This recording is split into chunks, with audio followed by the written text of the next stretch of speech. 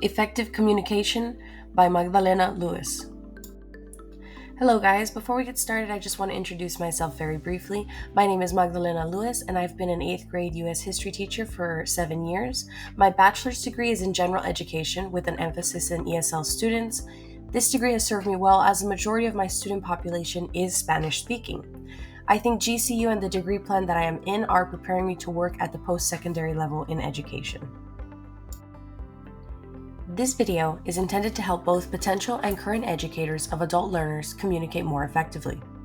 I will introduce a number of strategies educators can use to combat common communication challenges and tools that can enhance communication with face-to-face and online students. We will also dive into the dreaded but necessary topic of conflict resolution when disagreements arise within the educational setting. The relationship between educator and student is built on the foundation of communication. As educators, we strive to create a learning environment where students and teachers' thoughts, ideas, and feelings are respectfully communicated. Such an educational community is achieved through the purposeful implementation of everyday strategies and tools. The 3 strategies that we will be exploring today that I will implement in my classroom at the post-secondary level are clear, concise instructions, timely responses and feedback, and frequent interaction with students. Our first strategy is to always provide clear and concise instructions. This strategy is extremely important for both face-to-face instruction and online instruction. Students need constant reminders of upcoming assignments and projects, as well as previews of topics being covered in upcoming units. This is much easier for online instructors as they can verbally make announcements as well as write announcements down on the board. Virtual instruction requires more purposeful announcements and reminders. Checking in at the beginning of the week where students are told what to expect for the upcoming week is a good strategy to make sure that all students are kept up to date with course expectations.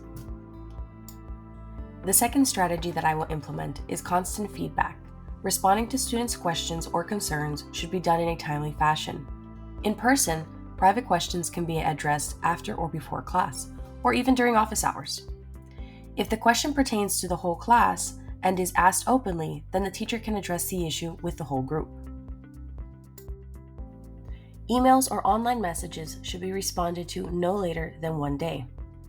This way, the flow of communication is constant. Feedback should be given regularly through rubric comments during grading, and students are very observative as to how attentive and available instructors are to their educational needs.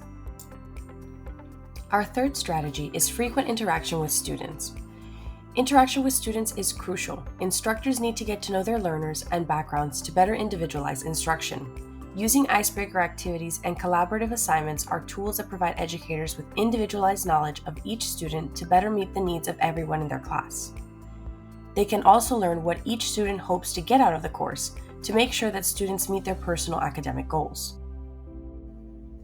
Although academic interaction is extremely important, personal, meaningful interactions go a long way. Building rapport with students can be done through greeting students when they walk in, speaking and interacting in a friendly manner makes students more comfortable to participate in the classroom community. Online, this may be a bit more difficult, but sending correspondence in a cordial and professional manner builds and maintains rapport with online students. One of the keys to effective communication is not just what you say, it is in how you say it. An instructor needs to know their audience, which is accomplished in a classroom setting through cultivating a classroom community. Educators of adult learners need to understand that opinions and ideas are shared between all parties involved, not just teacher to student. Resolving this challenge by modeling effective and respectful communication also helps students become strong communicators. Adult learners already have their own opinions, and it is the teacher's job to create opportunities for students to share and debate opinions and ideas respectfully. Instructors should facilitate dialogue within the classroom, whether it be face-to-face or online. Of course, in a face-to-face class, this task is much easier, as students can hear and see each other's reactions, but online takes more precise planning. Creating specific areas such as collaboration boards or blogs is a good way to create space for appropriate academic communication. Student success is supported by communication in a multitude of ways. First, the teacher becomes a model of how to behave and interact with others professionally, both in person and online. These are necessary skills that students need to have in order to effectively communicate in their everyday lives, both personally and professionally. When students are all working together collaboratively, the entire class will be successful. Student success is also cultivated when educators get to know their students and help them grow academically.